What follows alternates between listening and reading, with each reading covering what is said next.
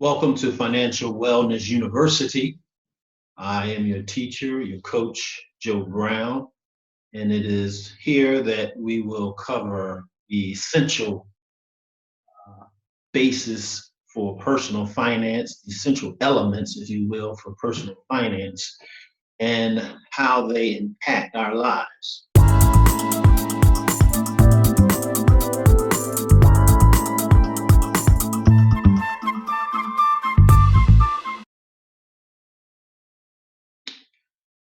Welcome to Financial Wellness University. Today we are looking at the topic or the phase, if you will, of tracking our expenses, tracking our income. And the number one way that we track is to have a budget. What is a budget? A budget is simply a spending plan. A budget is simply putting a GPS tracker on every dollar that comes into your pocket and goes out of your pocket. I know if you're like me, you've probably experienced reaching into your pocket and hoping or thinking that you had money and seeing that your pocket is empty. It's not a phenomenon. It's just a matter of getting a hold of what comes in and what goes out so that we're not surprised at the end of the month when we have more month than money. So one of the ways we do this is prioritizing our budget. Now, a budget should be a reflection of one, our take-home income. I mean, what I mean by take-home is because if you're employed, if you're have an employer who gives you a paycheck, that means your earned income. You bring home a check, all the taxes, all the insurances or what have you, health insurance, all those things are probably taken off at the top. So you bring home what you have to spend. If you're self-employed, then you have to take off some of those things yourself, like for taxes, insurance. So your budget is going to reflect pretty much everything. And of course, the five things that a self-employed person must set aside is one, they must set aside something for taxes because taxes are coming whether we like it or not. So don't spend your money before you take out your taxes, take out the amount that you're going to give, take out the amount you're saving towards saving emergencies or saving investing. Uh, I use sometimes saving synonymous with investing. I'll talk more about that in future videos, but until you get out of consumer debt, we shouldn't be really investing because it's like investing to make 10% and paying off debts that are 20%. They're fighting against each other. So why not use that money that we would have put to invest into paying off debt and getting out of debt, consumer debt altogether, and eventually even real estate debt. But real estate debt we'll talk about more in the spending category. But right now, we're looking at how to formulate a budget, and there are many tools out here that can help us with budgets. They have Mint is a popular budgeting software. It's free. We have the Ramsey organization has one called Every Dollar.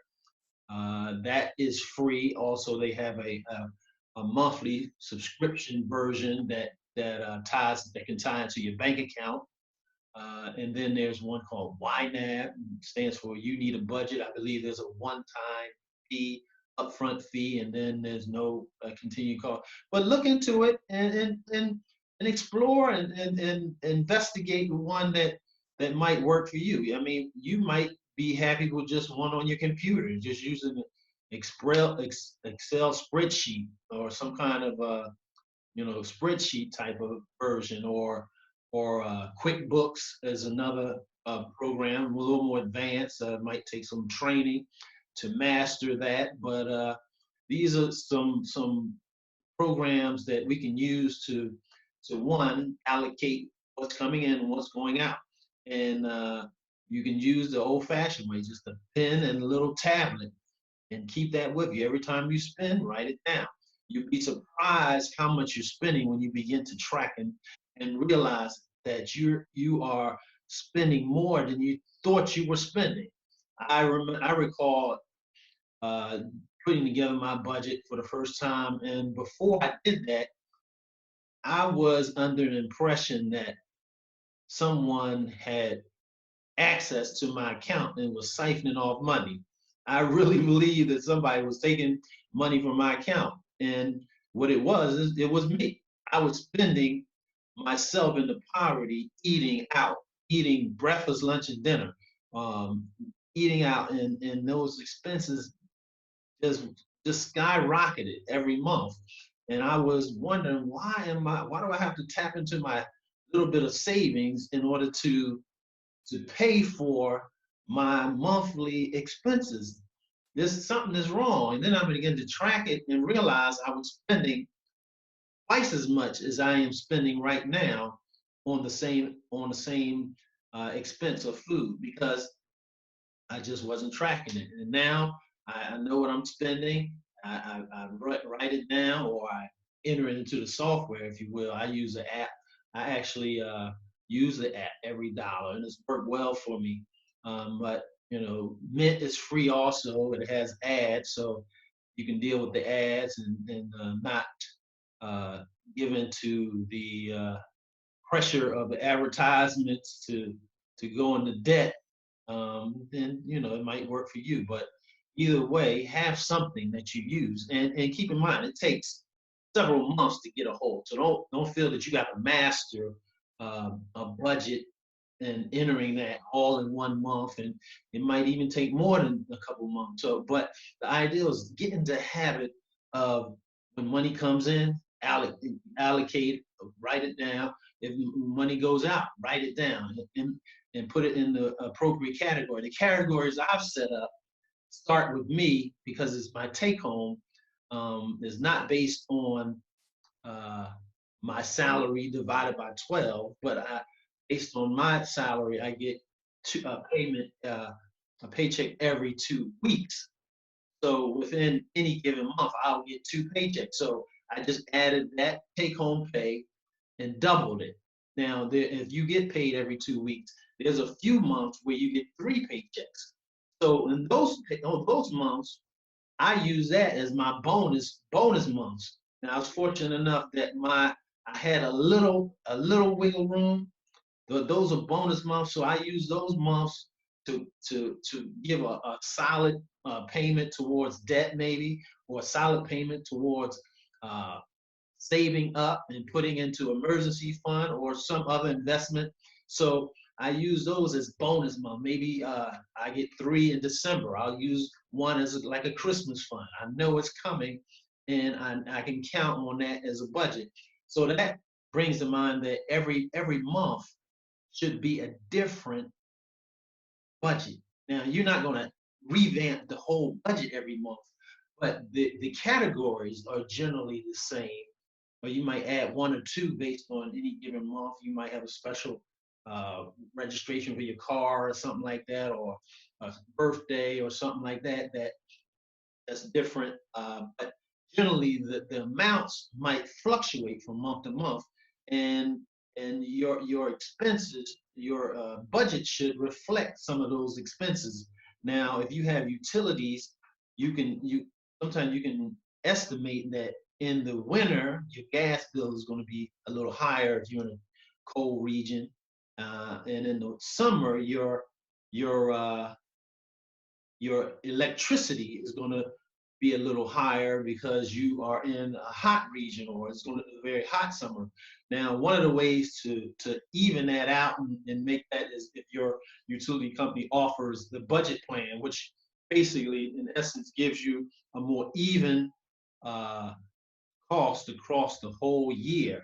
And you can just call your utility company and say, do you have the budget plan? And so for instance, instead of spending 200 in one month and 400, they'll give you a bill that's like 300 across the whole year. And that helps you so you don't get a surprise high bill at one month, and then it throws your whole budget into chaos. So those are some of the things you do. But in terms of prioritizing budget, for me, I prioritize giving as one of the most important things that I do. And it's a way of being unselfish and realizing that what I have is a blessing, and there's somebody out there who can benefit from what I have, and I want to think about them before I think about all the other things that I got to do. Because the fact of the matter is, if you spend first, then giving and saving will never be a priority. And more than likely, if you spend first, there will be very little giving or saving. So we have to prioritize one, giving. Then I prioritize saving, whether it's saving to build up our emergency fund or saving to build wealth and investing. Giving is first, saving, and then we begin to look at the necessities, housing expenses, whether rental or housing, either one, you're going to have utility bills. You can have, like I just said, you can budget those so they'll be pretty steady. And in addition to that, you're going to have transportation, whether a car or whether your transit pass for the public transportation, or whether it's a car, car note, or just car expenses in general. You want to take care of those. Um, Clothing, whether it's laundry or dry cleaning, or what you have to do for you clean, if you have uniforms or what have you, maintaining them.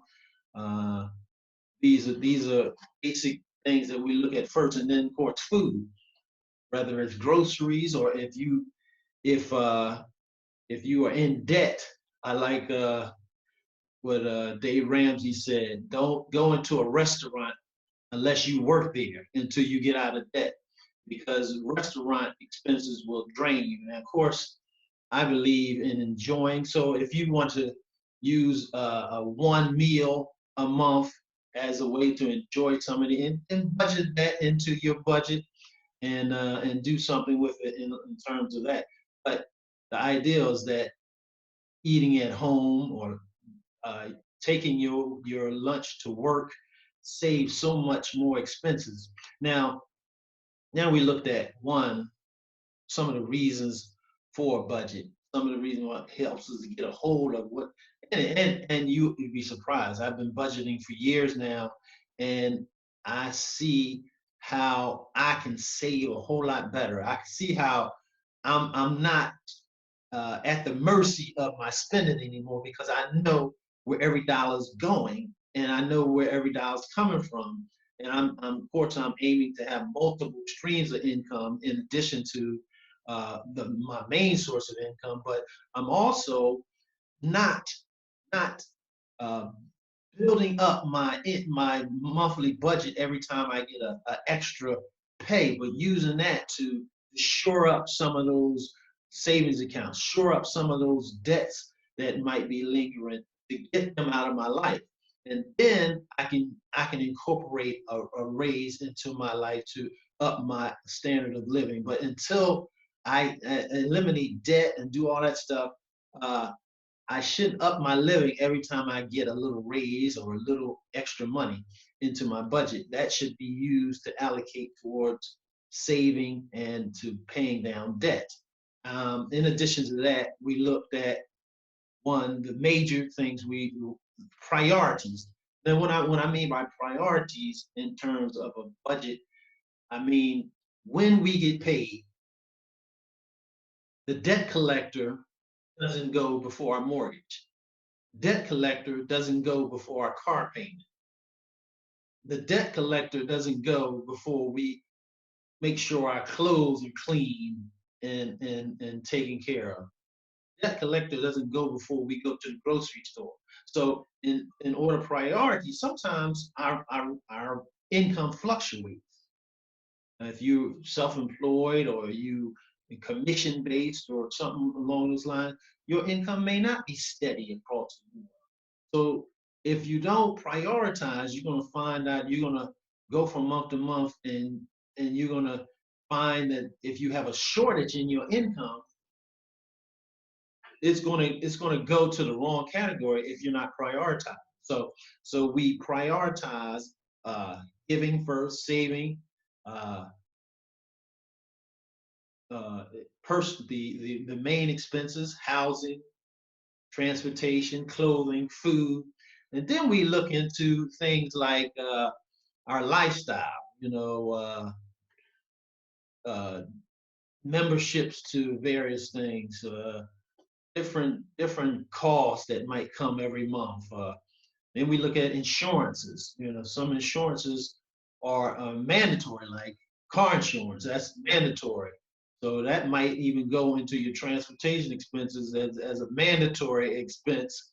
But you can shop around for car insurance every few years to lower it. So it doesn't mean just because it's in your expenses doesn't mean we shouldn't constantly be looking for ways to lower it. Maybe if you have a car and you're in big debt, maybe you need to sell the car and use public transportation. There's many people who live in cities where public transportation is so readily available that it's actually cheaper. Like in New York City, it's cheaper it's easier to take public transportation than it is uh, you're driving it. Some people don't even own a car for their whole life because public transportation is so readily available in certain areas. So consider, lowering expenses. That's how we improve our wealth, improve our financial well-being. Is one, we earn more. That's going to do it. Two, these are short-term things that we can do that we'll see boosts right away. Earn more, cut expenses, or sell something that we currently have to that we don't need, that we've been sitting on for the longest. So that's what a budget does. A budget helps us get a hold of all those things, and we can see different ways to cut budgets. Uh, we can make a little bit more on overtime.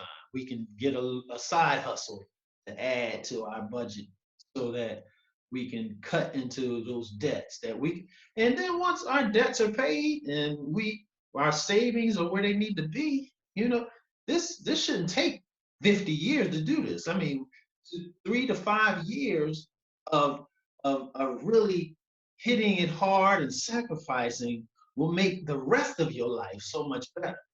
So don't look at a budget as a limiting thing, but a budget really frees you up. This is called financial wellness or financial freedom. So you're going to be much better having a budget than you are just willy-nilly with your budget. So I encourage you to get a piece of paper and a pencil, or go onto the app store and look for some of these budgeting apps or software for your computer, and begin today to look at how you can improve your financial wellness. Thanks again for visiting Financial Wellness University. I am Joe Brown, your teacher and coach. And please like this video, subscribe, hit the bell so that you'll be notified for future videos. And I look forward to meeting with you again. Thank you, and God bless.